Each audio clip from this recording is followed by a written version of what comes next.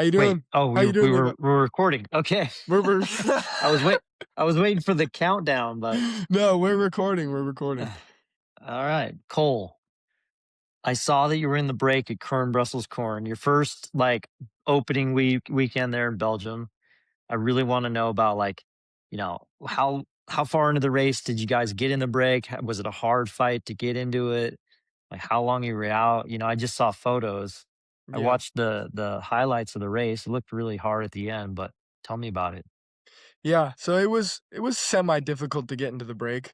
I didn't really feel good at the start, I bicarbed up, I was ready to go because I knew I wanted to get in the breakaway. I went with 1 or 2 moves, like, not as soon as the flag dropped, but I was surfing around, and when it made sense, I went with a couple moves. I used the momentum, and I floated onto the wheels, and, that move kinda got me into one of the first key points where we thought the break would go.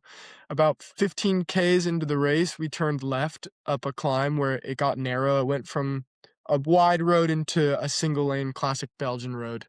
And yeah, I was on the wheels there and I was already kind of gassed from that effort. And we turned left and I got swamped by the bunch right before the left-hand turn. So I went into that turn maybe 20th wheel or right around there.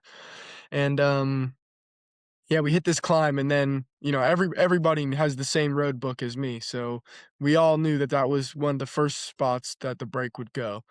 So attacks were flying there, and I was kinda going backwards as I was recovering from that effort initially. So I was kinda demoralized in that moment, and I was like, "Shit, there's my breakaway chances gone," because I kind of drifted back to, call it 100th position in the bunch. I was far back. And, we make it over the top of this. There's a group up the road, and I can see 'em up there, and I'm like, "Oh, man, that's gonna be the breakaway of the day," but it gets chased down, and I'm in the wheels, so I'm recovering as much as one can recover when the race is on. And, it comes back together, a couple more attacks go, I can't quite get up to the bunch, but I'm moving up slowly, and then, we turn left, and the road gets blocked up, and, there are these patches of cobbles on the right-hand side, so I'm on the right-hand side of the peloton, and there are, like, a couple meter stretch of cobbles, and then grass, and then cobbles, and then grass, and cobbles and grass, and so I'm slowly working my way up through the bunch, and, it's still blocked, and I make it up to, like, 3rd row, 4th row in the bunch, and, yeah, it's still blocked, and I see an opening on the right, so I use that, and I attack. Dries de Bont follows me. We Nobody chases us from the bunch, it's still blocked, so we get a good gap immediately, and we drive it a little bit, and then 2 guys come across to us, and we try and rip open the gap as much as possible, and it's still racing behind, so I hear over the radio, they're like, "Ezra, make sure you're ready for the counter when it comes back." And I'm like, "Oh, shoot, it's gonna come back." But, I kept my head on, and, we kept racing up front while it was racing behind, and a couple more guys jumped across, and then, yeah, it never came back. We were the breakaway of the day with 7 guys, and, it was pretty badass, dude, it was cool. Yeah, tell me about the atmosphere with I mean, the Belgian fans, like, they're the best, right? Like, I mean, they're not the best. I mean, the Tifosi is amazing, the Basque fans are amazing, but the Belgian fans, like, they're passionate, they invest a lot into going to see the races live and experiencing it, so it's a really big experience to do these races. Yeah, it was pretty cool. Even at the start paddock, if you wanna call it that, where all the buses are parked and team presentation, there were a lot of people. And, I had my girlfriend there, Maddie, and that was her first bike race ever that she'd been to opening weekend, so Nice. she got a real taste of what bike racing is like in Belgium. Because there was you get out of the bus, we have it blocked off with a rope so that they can't, like, Uh-huh. swarm the bus, but there were a bunch of fans, and then I got out, and I had to sign a bunch of stuff. These people don't know who I am, you know? They just have my little card, and they're gonna I don't know what they do with it. I don't wanna know what they do with Yeah, it, to yeah. be Yeah, honest, yeah. but 10 people You asked me better to get sign used some to stuff. that, dude, because Yeah. yeah, they're gonna come up to you with, like, a stack of 20, and you're gonna be Yeah, like, exactly. No, they had one from this current team, they had one from each year on track, each year on Israel "Mhm, development team, so I was just signing so much stuff, my hand was getting sore. No, but, yeah, the fans were amazing, it was such a cool atmosphere, and, yeah, I was lucky to be in the breakaway because it sounded like it was carnage behind. Over the radio, George oh yeah." Hincapie and Ty Magner would just they kept calling out crashes and telling everybody to relax, and when they were coming back from these crashes and, well, Sean Christian's out of the race with the crash, he's okay, but he's out of the race. I'm like, "God damn, it sounds horrible back there." Yeah, Yeah, yeah. Yeah, being the break in those races, it's like, I mean, it's a smart thing to do, and it's not easy to do, so proud of yeah, you because, like, being able to, like, move up on those roads, and then I think there's always a little bit of luck you get in the break, but also just, you gotta, like, keep trying, like you said, like, surf the wheels, like, not trying to waste energy of, like, going across to the break, but just following and surfing. It's such a skill, and you end up like it's more of a shotgun approach. You end up getting following more moves doing that than just like, "Oh, I'm gonna go across to this, I'm gonna go across to that." Like, you can only do that like a couple times and then you're dead. yeah. So, Yeah, I've yeah, sounds actually like you're getting it. yeah, because I find that I always end up in the breakaways that I wanna be in when I've fucked up the first part, not in a sense that, like, I did anything wrong, but I always approach it in a more relaxed way, like, I'm not on the bumper of the car when the flag drops and attacking off the line and following every move. I'm like I'm okay with sitting back and kind of just keeping my head on a swivel and, like, seeing what's happening, but not being at the front of the bike race, and then, Mhm, working my way up slowly and then either following a wheel or if it's sat up, being the guy that jumps and creating the breakaway. It's kind of like a feeling that you have, and I'm better at it on some days than I am at others. Like, I'm not perfect. I've at UAE, for mhm. example, that breakaway that I went with Remco, that was stupid. It was cool for the picture, but it was stupid. Like, I shouldn't have done that, and the way I was Yeah, but the approaching difference is the road size. I mean, in Belgium, like, if you can get in the break on a small road, I mean, their chances are huge, right? But on in the UAE, I imagine the roads, it's like a highway. So, yeah, like, there's always somebody who's like, "Oh, I'm gonna chase that down." Like, it's just almost impossible. yeah. So, I don't know, I feel like Mhm. I'm better at getting in the break in Europe than I am over in the UAE. Speaking of which, glad I'm out of there. We got out of there Yeah, just in right. time, dude. Oh my Yeah, god. dude, yeah. But I do have a question. Yeah. I don't think we need to get into all No, no, that, no, but we don't, we did don't, we did don't. Maddie get to sample the frites and the beer and the whole, like, Belgian cuisine and the atmosphere? And because Yeah, I mean, for her, that's an experience, like. so we're staying in, Nazareth, which is, Uh-huh. pretty close to Uh, Ghent. Pretty close to Ghent. So we shot over to Ghent one of the days before the race, and, yeah, we had frites with Flemish stew on it, like a classic, and, she really enjoyed that, and we had she had an Aperol Spritz, I had a Coke Zero, and we sat on the canal and just people watched for a couple hours. It was a beautiful day. It was, like, Nice. 60 degrees, not much wind, sun was shining. So, I mean, the best day in Belgium you can have in February.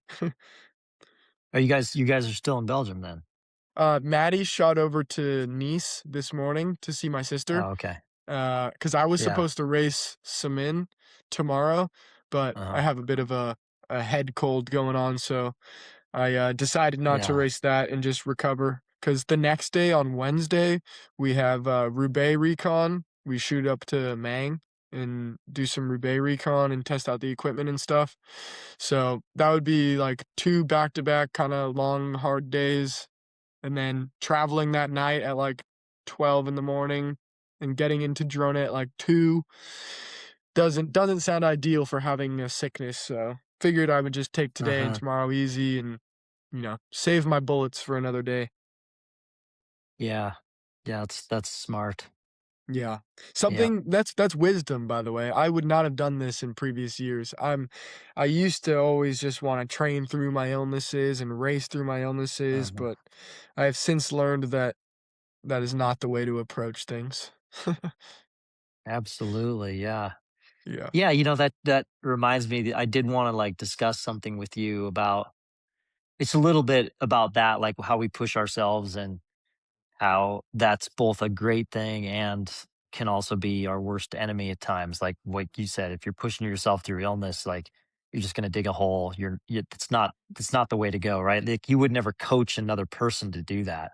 But when No. it comes to ourselves, it's so hard to Yeah. be objective about it. Yeah. Mm. But that was one thing. But also, I like. Do you? I mean, you guys, you don't really have like a veteran within your team, like on the rider side. Like, I'm Yeah. wondering if you notice a difference between. Let me just like say in my experience, like the the older I got on the team and the more experienced I was, and then you'd see the neo pros come onto the team, and we'd be at a training camp, for example. They're still half wheeling each other. Yeah. There's this they want to prove themselves because understandably when you're new you're a little insecure. You're not sure if you belong and you're trying to prove yourself, but you do it at the wrong time, right? Like the veterans are much more relaxed and like, hey, let's race when it counts. Like it's a mentality shift what comes with security and experience. Like do you notice that within your team or with, let's say, riders on other teams that are quote unquote established and they're the big stars of the sport? Is that a mentality that you are aware of? Yeah, well, I've always been on development teams, so we haven't had that. I've never had that before on a team in, like, the nuclear team that I've been on, where there's been some guys that have kind of established a more, uh, leadership role is the term for it, but also just, like, wisdom because 'cause they've been around. But, on this team, we have Stefan DeBod, we have Mhm, Mark Stewart. Those 2 guys have been around the block a little bit. Like Stefan DeBod, he was world tour, for a couple of teams for a while. So he's been around the block a bit and knows what's going on. And then, Mark Stewart has been a pro for a long time. He hasn't been world tour, but he's been pro Conti for the last, I don't know, 5, 6, 7 years. So he knows, uh, he knows what's going on. So yeah, he's here right now and he kinda tells me like, "Yeah, if you're not feeling good, you probably shouldn't race, you probably shouldn't ride, blah, blah, blah." Stefan Dabot at UAE and Alula Tour was kind of more of the guy that was the figurehead in that, so to speak, but yeah, there's not like one like super big pro. Like on Trek, there's Mads Pedersen, and Trek has a bunch of seasoned vets that can kind of vouch for these types of things. But it's mhm. also something that I've learned myself. Like over the last couple of years, I've kind of learned my body and learned how I like to approach things. And I'm more of a laid back kind of guy. I perform better when there's less stress in my environment. So I just try and create an environment for myself where it's as low stress as possible, you know? Yeah, I guess what I'm getting at is like the more experienced, secure veterans, they know when to like be competitive and when not to be, and there's a switch there. Like for training camp, for example, like we're there, you're out there doing a job, you're not overreaching, you're not trying to prove a point, like you're just you're very surgical in what you're doing. Whereas like sometimes the younger guys are like, I'm gonna like it's my turn to pull on the front. I better keep it at like 42K an hour or whatever the metric is to like prove that they're strong. But it's like, no, this is not the time. Like your job is to get in the break at Kern Brussels Kern when we get there. That's where you prove yourself, right? Like, Yeah. you Yeah, know. no, I haven't run into any of that. The only kid on this team that loves to half wheel is Ezra, but I don't think he means to. I think he's just so genuinely strong that he rides around all of his training rides are 300 watts average or above. he is just he is insane. So when he's doing his zone 2, he's just going way faster than everybody else, so he doesn't mean to. Um, but yeah, no, this team is actually, like, everybody's super laid back and nobody really, like it's nice to push each other in training, like, at training camp, we're pushing each other, but not in, like, But the when you annoying all but when you all agree on it, right? Yeah. Like, Yeah, yeah, yeah. it's not an unspoken thing where like, "Oh, Yeah. damn, like, it's supposed to be easy, but here we are, like, half-wheeling each other." It's like, Yeah. "Okay, today's a day, we're gonna get to this climb, and then we're gonna go for it up this climb," for example, Yeah. Or, like when it's all agreed upon.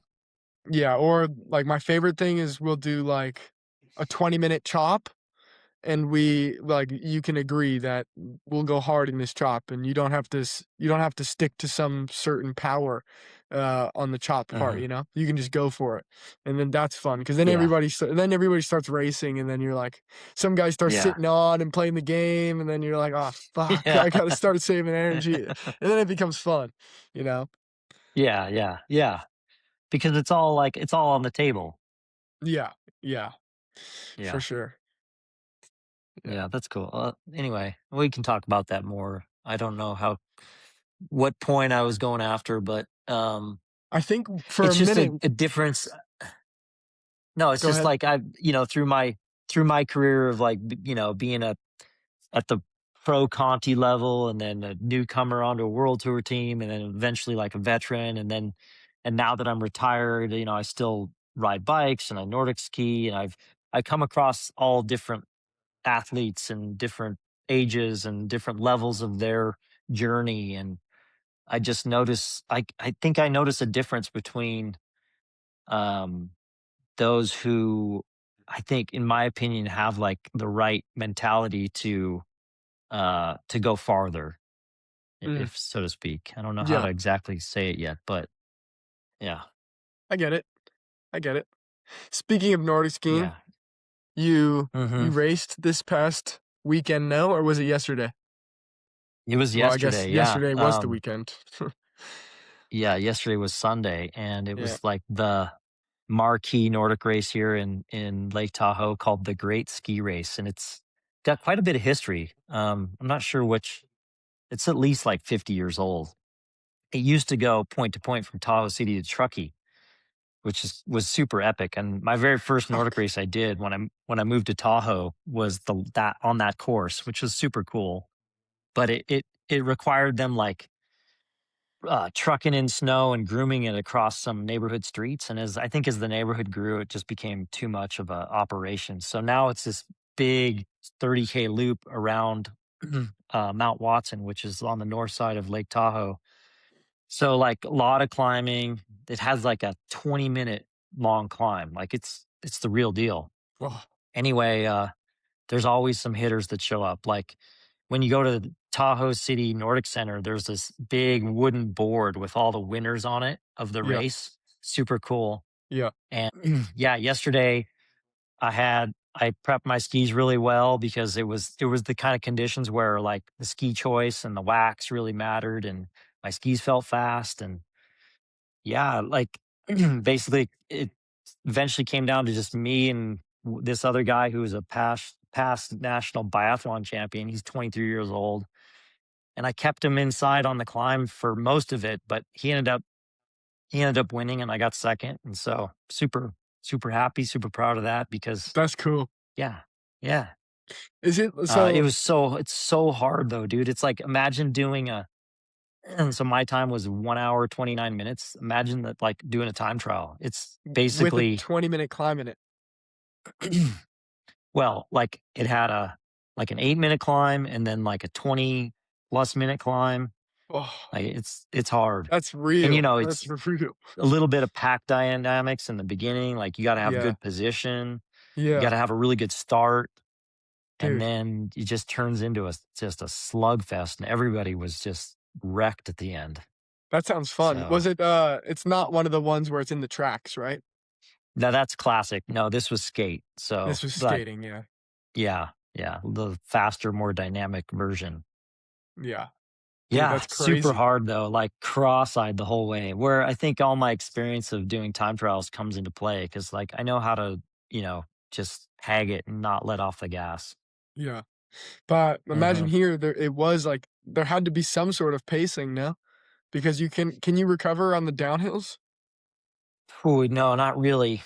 You can't because, you're trying to get somewhat aerodynamic, but you can't, like, do a full-on alpine tuck because there's just no way. The downhills are long, and you've just done a climb, so you're kinda doing this, like I'm sure you've seen the Olympics where they kinda, like it's like a half tuck. Their legs are still extended, but they're trying to keep their arms in front, and Yeah, that's just as hard as working it's actually better if you can, if the speed's not too high, to keep working your legs so that they don't seize up. yeah.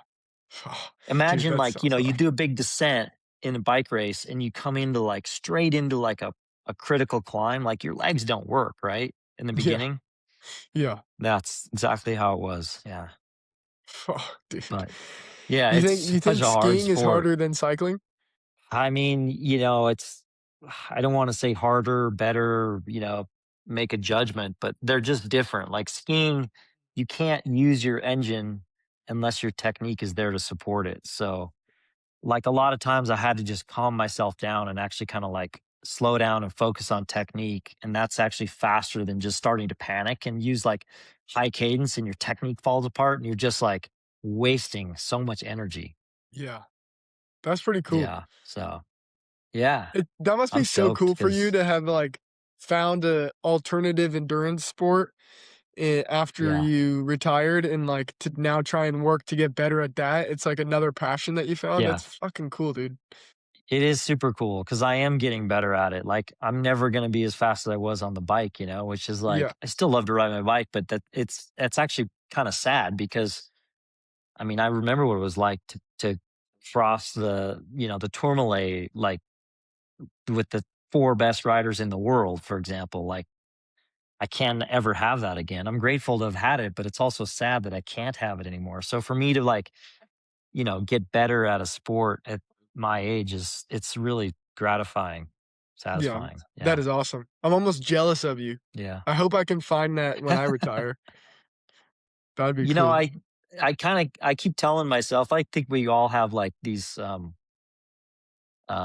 identifications of ourselves we or whatever some things we identify with, and Yeah, for me it's like I want to show people that if you just keep moving and keep training, like, you can still be strong and fit into your 50s. At least that's what I am. So yeah, I hope that I mean it's I'll do it for myself, and I love it, but I hope that it like inspires other people to yeah, like let go of the ageism idea. for sure. Yeah. You also Mhm. started with a damn good base. Like, you were the fittest Yeah. person in the world, and so you're naturally gonna Yeah, hold on to fitness. but that came from, like, my work ethic and just who I am, and, I just Yeah, applied it to this, and yeah, so I think my point is, like, yeah, maybe I do have some physical gifts that I was born with, but, I think what tell me what you think, like, when you look around the peloton, do you think you're all, like, above average humans? Or I think there's some average humans in the pro peloton, they just work hard. I think, dude, Yeah, genuinely, I've said this since uh yeah, since I won nationals as a junior. I don't think I'm anything special. I've pretty much sucked at sports my entire life. Like, there's nothing genetically special about me. I just found something that I was passionate about and then just revolved my entire life around it and worked my ass off yeah, to get absolutely. good. Like, Yeah, you gotta I find what you love to do yeah, because it's that passion and the love for what you're doing that's going to, you know, uh, it's gonna bring out the work ethic in you, then that's the key to getting good and great at something. yeah, yeah, and then it's the guys who find that, but are also genetically gifted that Mm. are the top of the sport, you know?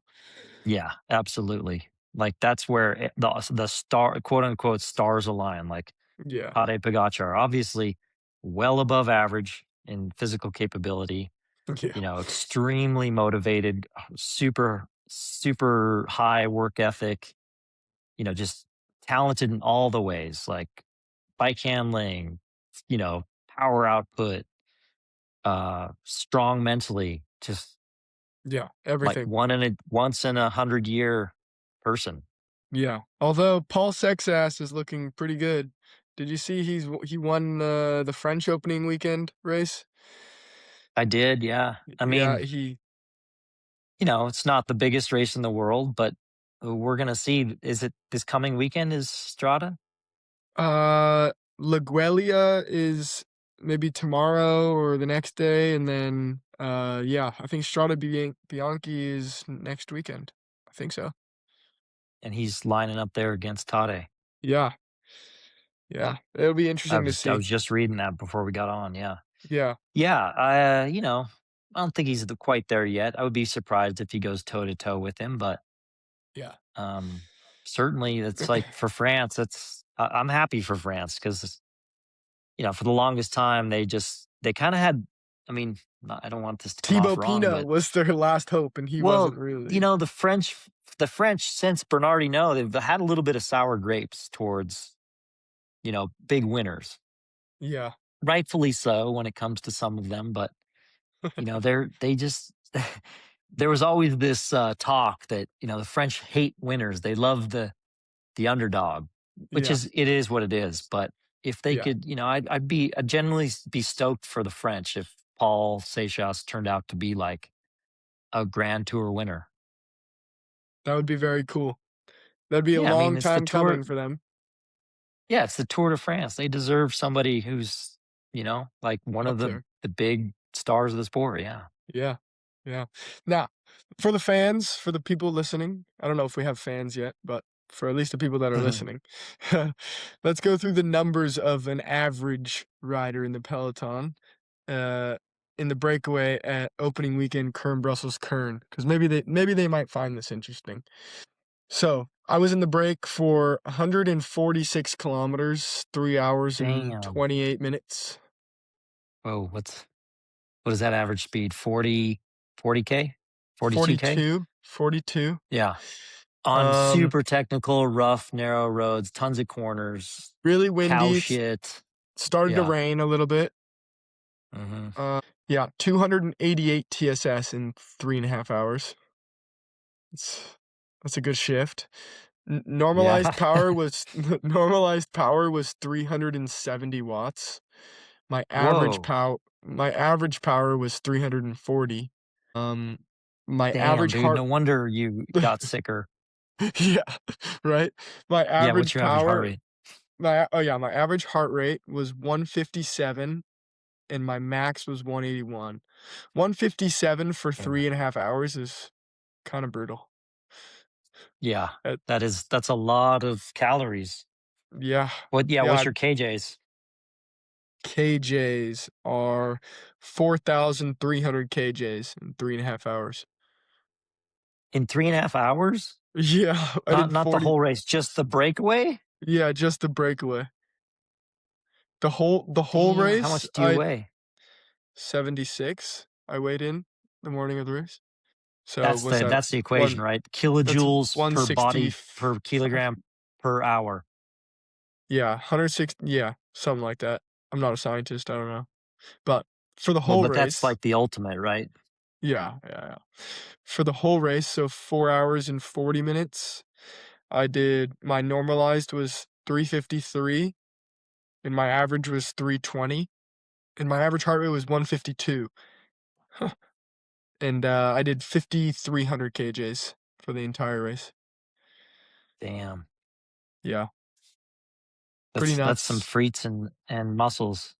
Yeah, I basically when you burn 5,500 calories, you pretty much can eat whatever you want for the rest of the day. Mhm. It's Yeah. just unlimited it's just unlimited buffet. So, yeah, me and Maddie went to the Circle K that's across the street from our hotel, and we indulged in some naughty little snacks, I must admit. Yeah, got some chips, got some That's ice good. cream. Good. Yeah, all good. Yeah, you gotta reward yourself for sure. Yeah, Yeah. all in a day's work. That's awesome. Um, so what's next after Roubaix Recon?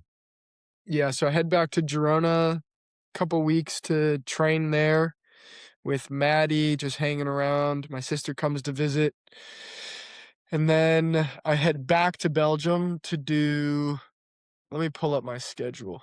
It's, I do Nakara course on the 18th of March, and then Grand Prix Denane the next day, and then I'm reserved for Kokside Classic, and then I do Grand Prix Jean Pierre Montserrat, and then I'm reserved Mm, I for don't know that one.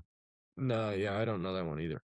And then I'm a reserve for another one-day race, and then I do Skelde Prize, and then I do Roubaix, and then I do Ronde van Limburg, and then I do Tour of Turkey, and then I come back to America, and then we're gonna be reunited in training once again. So you better be ready to Wait, get when on the is bike that? in May. That's May. That's the beginning of May. Okay. Wait, are you gonna any chance you're gonna be here April 25th? Or is that No, dude, too early? I wish I could do Levi's Grand Fonda, bro. I wish. I wish. Yeah. One year I'll be able to do Even it. if it was just to do a short ride. I know, it'd Yeah. be so cool. That'd be badass, but not this year, I unfortunately. hope Luke can do it. L Luke said Y there's a good chance he's gonna be there. That'd be sweet. I know a couple guys from my team are doing it. I think Ian Mhm. is gonna do it, uh, Good. maybe a couple other guys, but that prize pool is, gets a lot of guys going, I'll It's tell no you that. joke. Yeah, it's no joke. It's bigger than Yeah. any prize pool pretty much in Europe. Mike Woods is showing up. Oh, yeah. Yeah, I'm keen to see Yeah, how it he is the goes because biggest. One he's day, it's the biggest. yeah. What is the prize pool? It's 25,000 to win, but it's 156 total split between the men and women. Yeah, that's So, that's a lot of it's a money. lot of money. Yeah, that's a lot of money. Yeah. Yeah, one day I'll go, but unfortunately this year I can't. That'd be so sick if I could though. Fuck. Yeah. How long is the course? Tell me about the course. What is it like? One day. Ooh, it's brutal, dude. So it's like what? I should know this off the top of my head. 130 miles, so 220K. I think so it's like 136 miles, 220-ish K, 14,000 feet of climbing. Not the fastest roads, very technical, small, steep, twisty, you know, rough descents. So you're not the average speed is not that high. So what is it, like a It's really 7-hour day? tough. No, dude. Keegan won last year in 5 hours, 55 minutes. Oh, so They it's averaged fast? 37K an hour. It's like Oh, they made it fast. They made yeah, it fast. yeah. I mean, World Tour Peloton would be hard pressed to crack 40K an hour, I think. You think so? So these guys they're legit. Yeah, it's super like you gotta see these roads. Like, yeah, the first hour was fast. They did like 48K an hour. It's like flat, pretty big roads. But then for most of the race, it's like these tiny one lane roads in the coastal redwoods with like super steep pitches, downhills that you're hard on the brakes. You got to really pay attention. It's like single track for the road bike. Yeah. Shit. I'm trying to think of like a race or some roads. I mean, it's a little bit like what you're talking about in Kern, like sometimes some really narrow roads, but just we're talking about climbs that are equal to the Ardennes, like Is it Liège. like San Sebastian? No, it's not that. I mean, on paper, I'd say the course is harder than San Sebastian. Obviously, not the level of riders, but f- So it's like man, Liège. it's a little bit like Basque. It's like Basque country. I Huh, mean, I don't know. You're not going to do Pays Basque anytime soon, but it's like Pays Basque. huh. Alright, well, I've heard Yeah. that race is hard as shit, so Oh, dude, it's brutal. yeah. It's a brutal race. So, you have a couple questions, Anyway, huh? Let's pull up these questions. You said, uh, your nephew sent yeah. in a couple questions, no? Oh, yeah, yeah. Do you have them in front of you? I do. I've got 'em. Okay. Um, cyclist or not, who would you want in your group ride, and where would you go? Pick 4 people. 4 people. Oh, That's not you really gotta a go first. I should oh, have, like I 4 should have been people. prepared. Okay, Levi Leipheimer. Up to let's say up to 4. You can Um, make your answer whatever you want. huh. Are we, like, racing in this group ride? Is it like a no drop ride, or is it a drop ride? Well, it says cyclist or not, so, I mean, if you want it Oh, to be oh, s like shit, yeah, cyclist or not, okay. Uh, yeah, like, if you wanna go for a ride with, like, I don't know, okay, Lewis Hamilton. Michael Phelps. I want Michael Phelps on the ride. I want Stephen Curry on the ride. I want Tom Brady on the ride, and I want, uh, huh, who's another GOAT? Levi Leipheimer. You'll join. You'll join for the banter. You'll join for the banter. Which one is unlike the others? No. No, no, no. Uh, huh.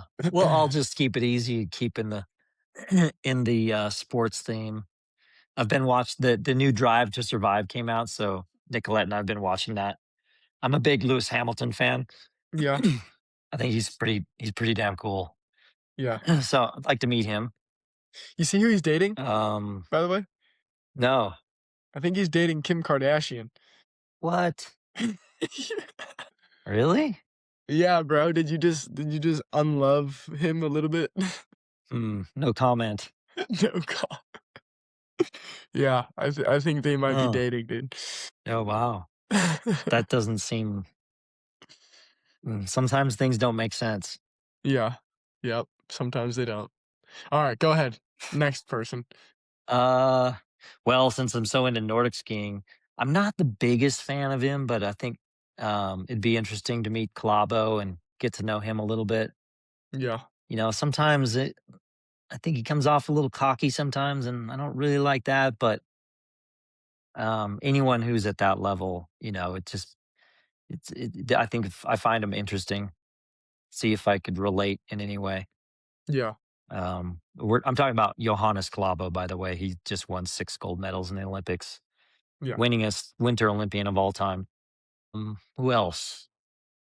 Yeah, I thought I would pick someone from music or art, but, uh, I'm kinda drawing a blank right now, so let's just name those 2 and who's the yeah. snowboarder guy who's an Olympian who turned, drug mule cartel guy? Have you seen this story? Oh, I think I saw the headline, but I don't know who that is. Oh, he'd be a good one. No, I think no. No. Who's been one of the coolest people to ride with for you? Training, Uh, competing, whatever, for fun? well, I mean, you're an easy answer. I think riding with you and everything has Oh, been pretty cool. don't That's don't not that's placate not a me. d that's Don't not a cheap answer either. That's, like, real. That's oh, real stuff right there. I mean, thanks, that Cole. it I is don't know what to cool to say to ride that. with you. I I mean, mean, I don't know how to answer that. dude, you whether you wanna say it or not, you are a legend of American cycling, and Oh, thank you. it is cool to be able to ride with you and then relate on something that we both love so much, and you talk to me like another person, not like you're above me in any way. Because always, like you always say you never wanna meet your heroes because sometimes they're fucking assholes, but it's cool Uh-huh. to, like, be able to relate with you, and we have such a good relationship, and it's not weird in any way. We're just like 2 normal dudes that just love riding our bikes, and you just happen to be one of the best to do it. So, that's my Oh, answer to that question. That's an easy one. well, you're gonna make me cry now.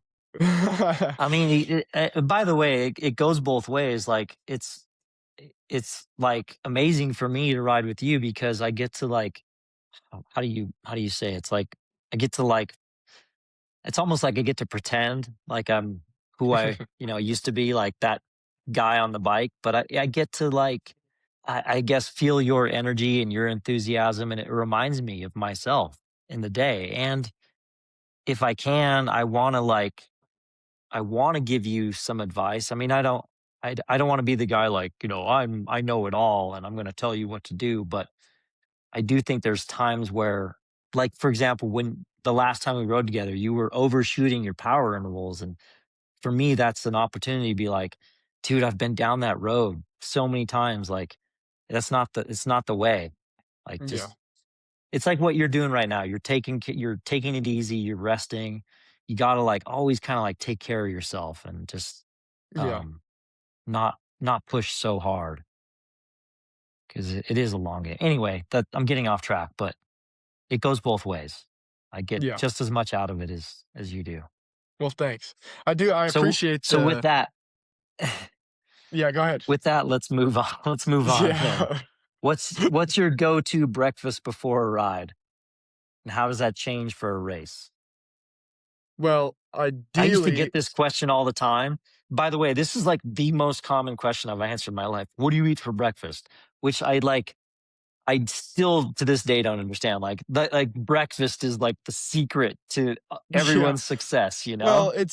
I mean, for maybe the average person that, like, just wants to train in between work or train before work for an hour or something, they wanna know what's good to eat before their ride.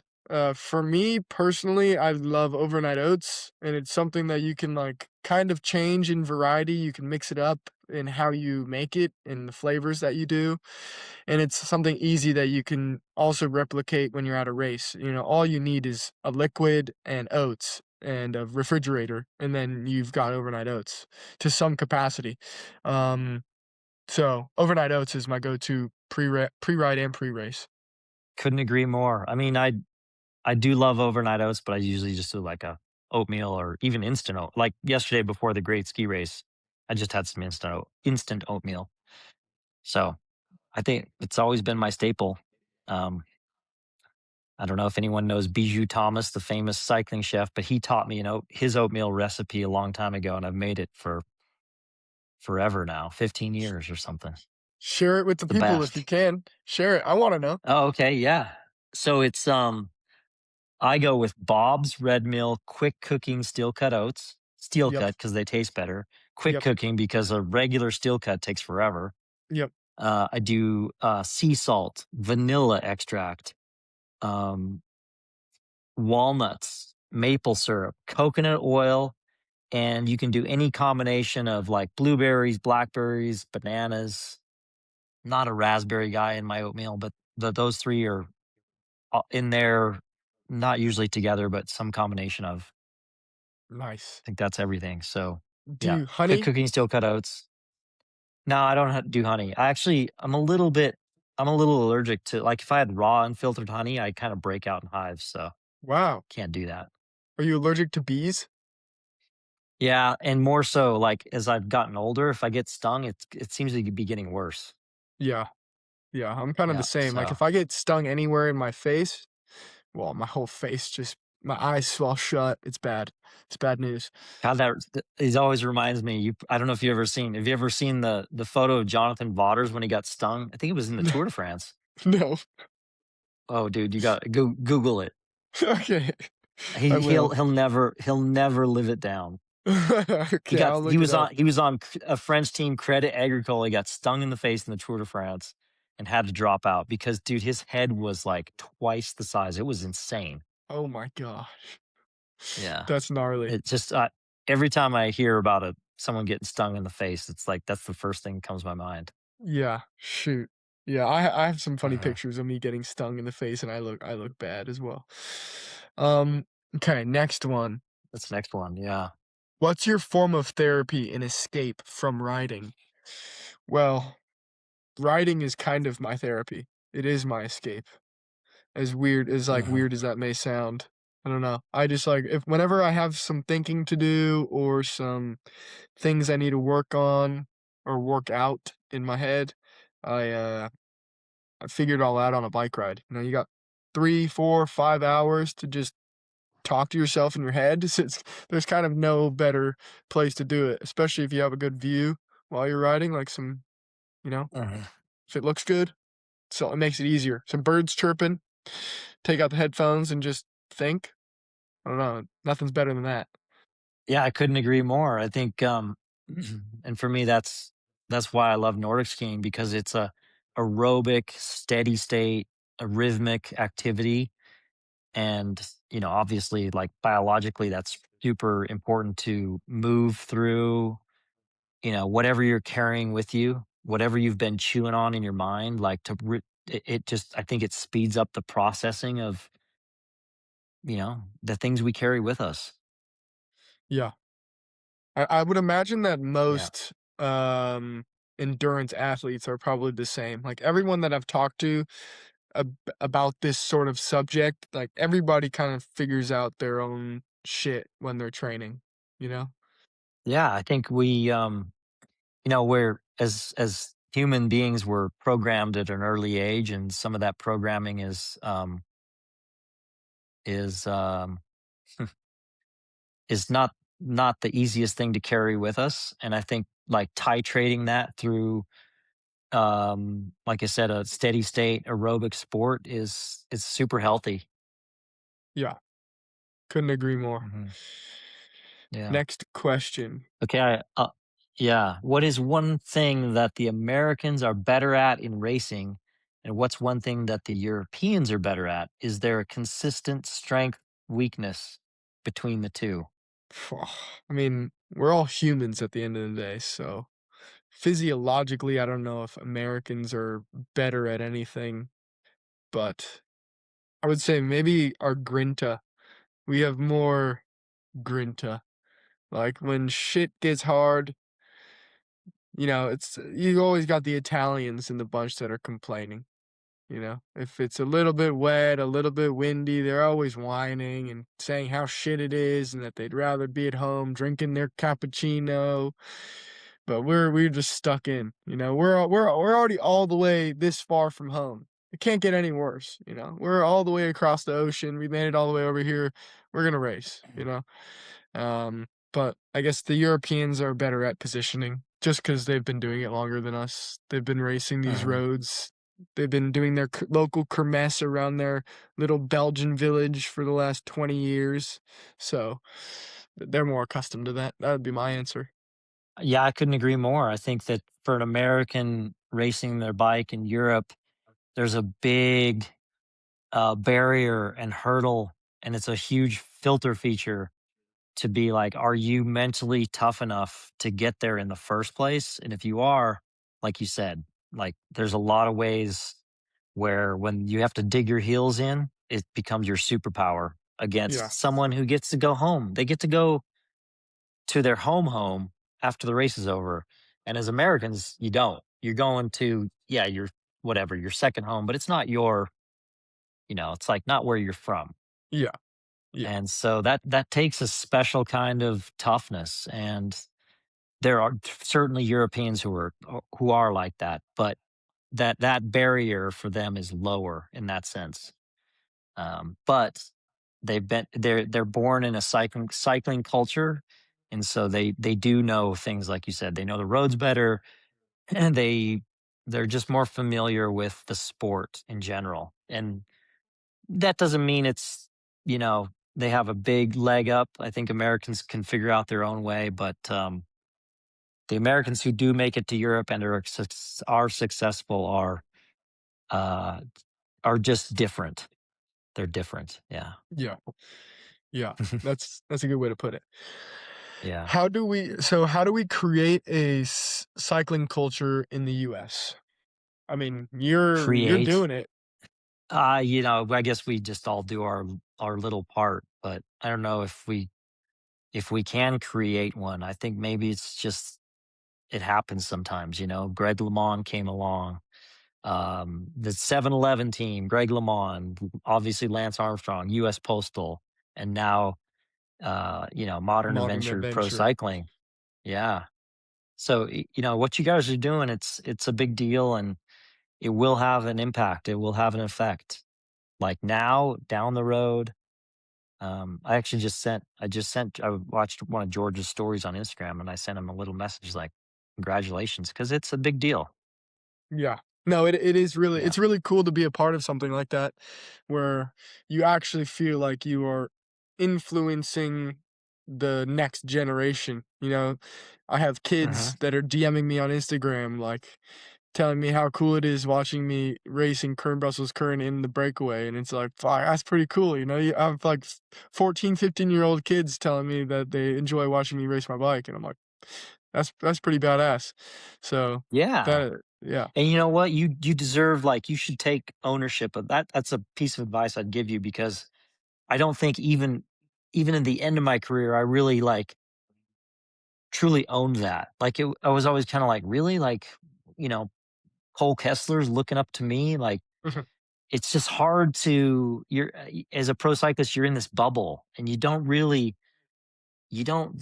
that. And I think it goes back to what I was saying about, now that I'm a Nordic skier and I'm in my 50s and I can be within sight of this 23-year old national champion. Like, I want to show people that you can do this. Like, yeah, okay, maybe I do have, like, this advantage because I'm a lifelong pro athlete, but if you just keep working at it and you're consistent, you can reach a level you didn't think was possible. So anyway, taking ownership of how you inspire others, you deserve to.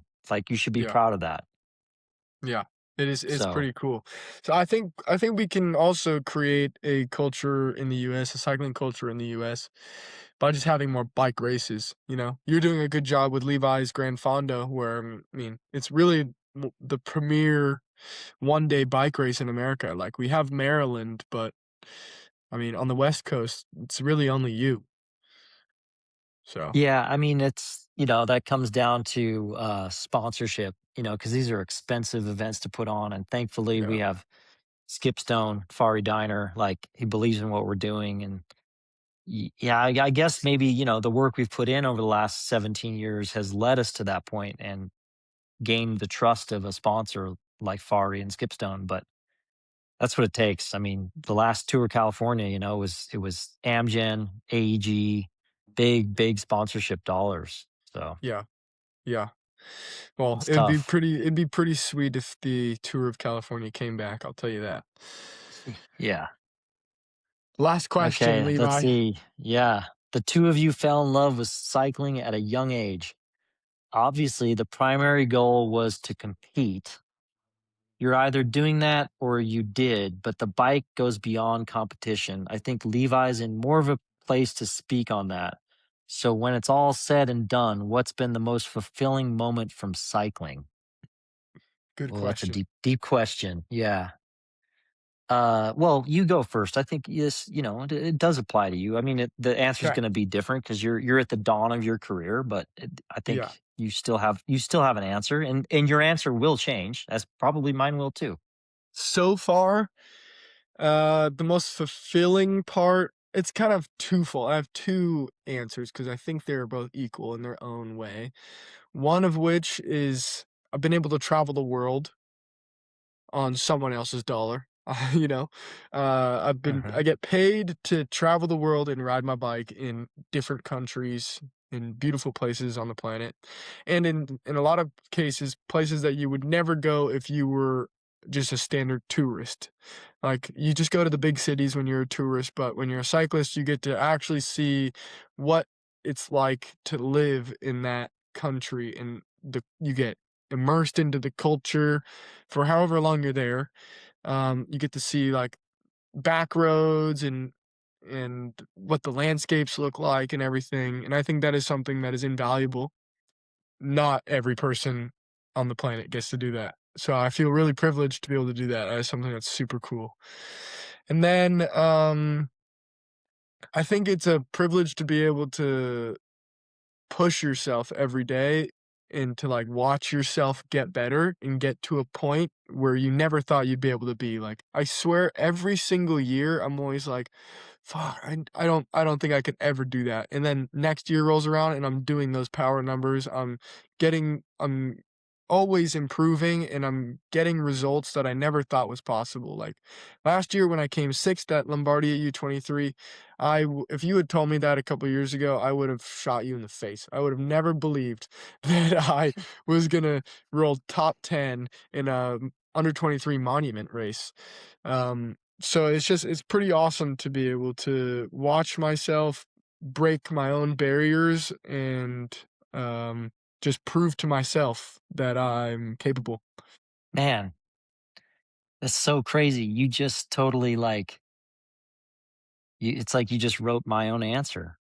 I mean, I wasn't gonna say that stuff beforehand. I was, like, searching, kinda thinking like, "Oh, there's so many things," but, like, I think you just nailed it, like, the whole I mean, like,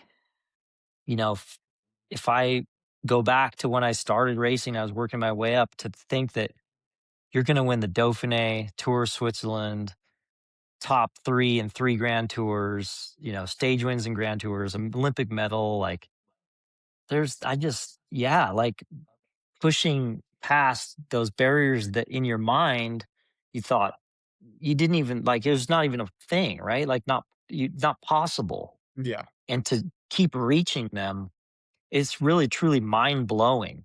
yeah, It is absolutely mind-blowing, and that mind-blowing is such a rare, unique experience that, you just made me reconnect with and feel a lot of gratitude for, so thank you. yeah. No, I Like, listening to you say that just made me realize that is the most valuable experience of my cycling career. yeah, it's pretty cool. It's pretty cool. Yeah, Well, on so, that note, on that yeah, that was a something good one. yeah, something to walk away with and to think about. Yeah. Super cool. It's good to Take catch up care with of you, man. yourself. Thanks, Yeah, dude. drink a lot of water and rest up, and Yeah. good I'll luck. We'll catch you talk on to you the flip soon. side. Later. Later, bro.